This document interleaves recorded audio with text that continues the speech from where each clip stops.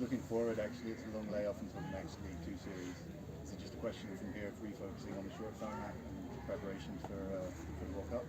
And if you could give us some insight into what Nepal has planned ahead of the World Cup. Yeah, so first of all, obviously, we have identified a group of people who we feel will make a difference in the shorter format. They will join us now. And you rightly said, so a bit of gap for the League 2 cycle, but I think one of the very important reflection is that this League 2 cycle is going to be very challenging. All the teams are good sides. So we will have to put our plans in place for that too. Coming back to the World Cup thing, I think now what we will have to proactively look forward to is within a day against these two quality sides on the same surface. We'll have to put plans in place and we'll have to make sure that our players who are knowing their roles, we'll have to step up and courageously execute those roles under pressure. And just, I guess, more specifically, I understand you guys have warm-up tour in India planned, and maybe some more bilateral games planned as well. Yeah. Can you talk about that at all, or is that not still there? No, I mean, one of the bilaterals is confirmed. Took a lot of efforts, a lot of communication was from the CAN management, some of my personal connects as well. We all made an effort. So finally, because the Ranji Trophy finishes off 15th of March, Baroda state team and the Gujarat state team had agreed. The fixtures are fixed. We play against these two sides at the end of March till first week of April. So that's something which we look forward to. As we speak, also we are heading to Hong Kong for a T20 series against PNG and Hong Kong. So these are all part of the preparation. We are hoping for one or two more good news if it happens. If not, then obviously it's an opportunity for us to run a camp over here before we go to India to play against Gujarat and Baroda. And just finally, how different do you think the T20 side will look to what was contested in the series? And for the players that won't be involved, are there plans for them to focus then on the ODI? Are you looking forward to building to an extent, say, two separate sides for the two different formats? Not totally a separate side, but it's a good question. We do have certain plans in place for some of the players who features in our ODI. And at the moment, the way the surface is, the kind of surface that we are playing right now over here, we feel that some of them might feature in a T20 squad as well for time being, and we'll see how they are able to execute their roles. It will be new for them, but one or two players might feature from ODI into our T20 as well for this series especially. But when it comes to plans for the ODI players, again we are reaching out to some setups that we know. When we are busy with the T20 World Cup, we want them to be actively involved in certain programs so that when again the ODI cycle starts, they are not rusty but they are ready. Coach, it's the same story once again today. We had a good start.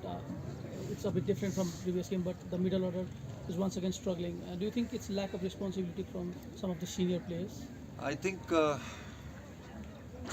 would not like to give a statement like that. I think one thing you are right about, that it seems like we are playing the same game again.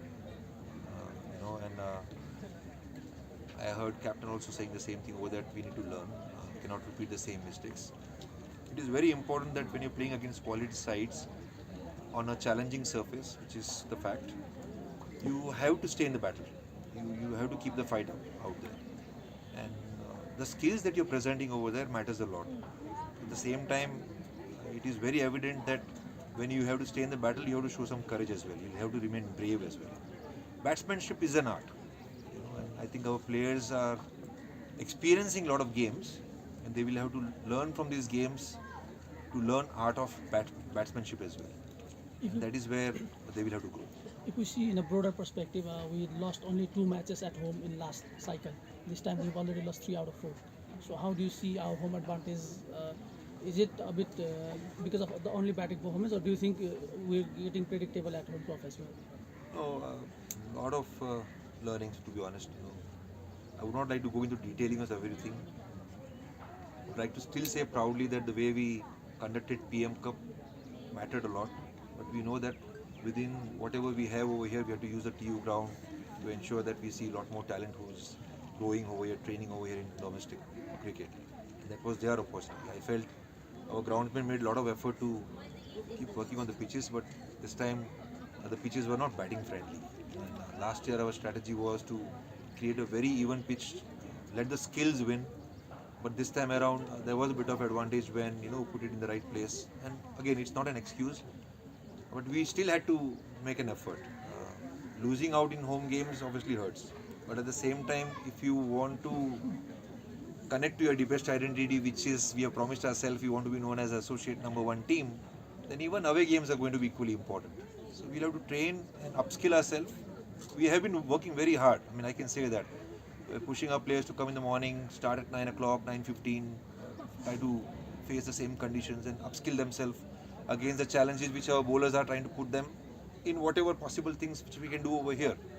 And it's what they need to keep reflecting is you have to bring in maturity around it. And I think nothing is luck. It comes down to hard work, efforts, and deep diving into your roles. See the team, I think our ODI batters, especially who have not performed, are going to be on a big long rest because we don't have League 2 series until September, October, and it's in away conditions. So how will we prepare them for in this period? How will we keep them ready? One thing proactively which we have done is now that we have formed an A team. We are also creating a group of coaches who will communicate with each other. We want this responsibility to be shared between all the coaches. And if all these domestic coaches also step up, we all unify together towards one single goal, at least it will be an effort towards grooming all these players. So we'll put programs in place and then we'll see what comes out of it. Switching the mode to T20I, we expect some changes. We still don't know the team. What can we expect? Will you have a new look team or will we have similar individuals? All the players who featured in our T20 World Cup qualifiers will be here for sure.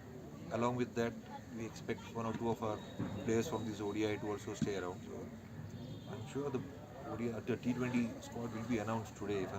It's already in place, so it should be announced today, maybe tomorrow morning. But we have decided with our players who will come.